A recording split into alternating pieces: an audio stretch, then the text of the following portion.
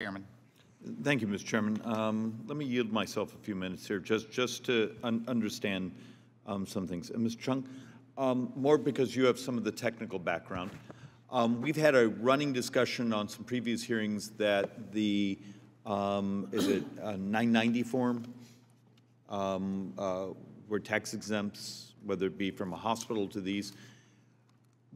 Does that form need to be redesigned for what the community good, what the mission, for both for research purpose, but also for us doing tax policy? Yes, thank you for your question. As you know, CRS is a nonpartisan organization, so I can't say whether the form should be designed or redesigned or not. I can describe what information is presented to the IRS from exempt organizations on those forms.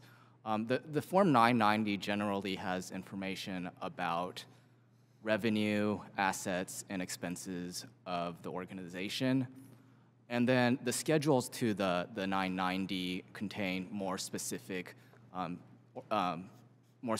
information, and organizations may have to fill out those various schedules depending on different circumstances.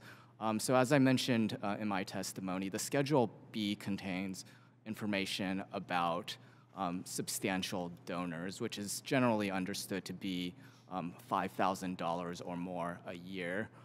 Okay. And just, I don't mean to be leaping on, but the professor said something which was far beyond even things I've read, that there could be as much as $4 trillion in assets held by these. Is that something that CRS would actually be able to document, or is that a number you've seen?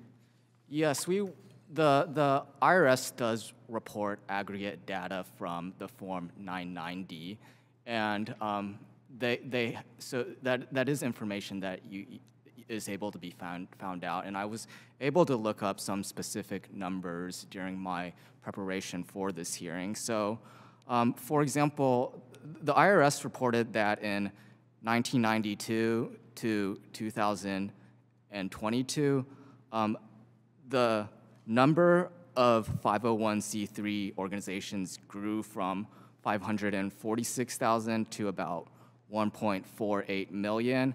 And then there was in lockstep with that increase, an increase in the number of assets that they hold.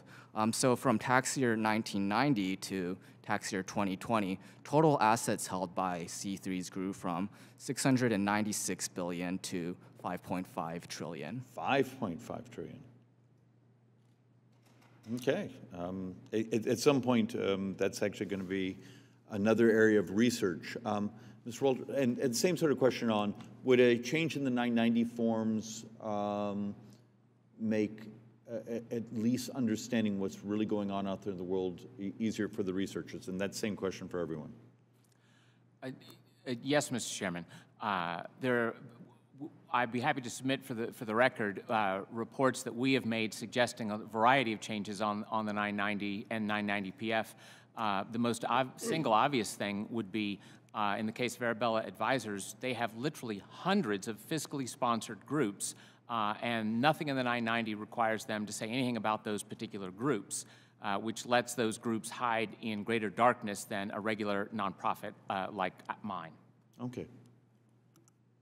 So this is an area a little bit outside of FGA's wheelhouse, and so I think our biggest thing is, those who don't learn from history are doomed to repeat it.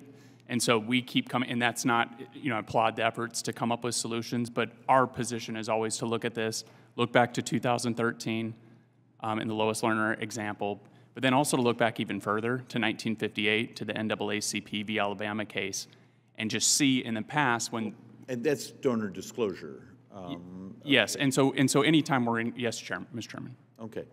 Professor, 990, for those of us who want to just do sort of aggregate research, do we need to update the forms? Yes, and I'll explain why. When I was there, 2006 to 2011, the office did a major redo of it. And it improved it in some ways, but the thing that I think is still missing is a uniformity of concept. So you can have organizations that are taking certain terms like community benefit that a hospital does and have all sorts of different concepts about what that concept means. So I think the most critical thing is to have a uniform concept of what individuals are reporting. So more definitional aspects. I think there could be improvement in the way that information is presented.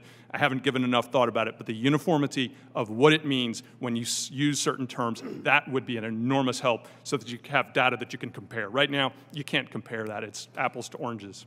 One other thing, churches don't report, which has its benefits and its detractions. I've written about this, but that creates a hole there as well. So you miss some data, but uniformity of term would help a lot. Okay. Look, I don't mean to ramble on this, but it's one of those, there was a story, I think it's ProPublica, about a year and a half, 2 years ago.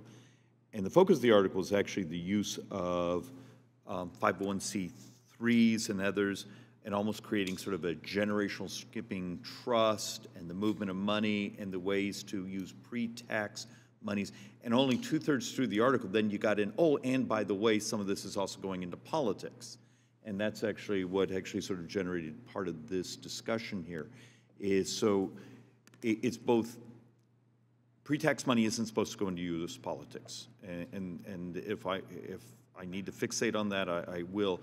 But also the use of some of these pre-tax type of entities as a way to avoid certain taxes also is something we also need to understand. That's a little beyond the scope of this, but that's where the 990 question comes in, is there may be a much broader breadth here. And with that, I'm going to reach over to Ms. Chu. It's yours. Thank you, Mr. Chair. Before I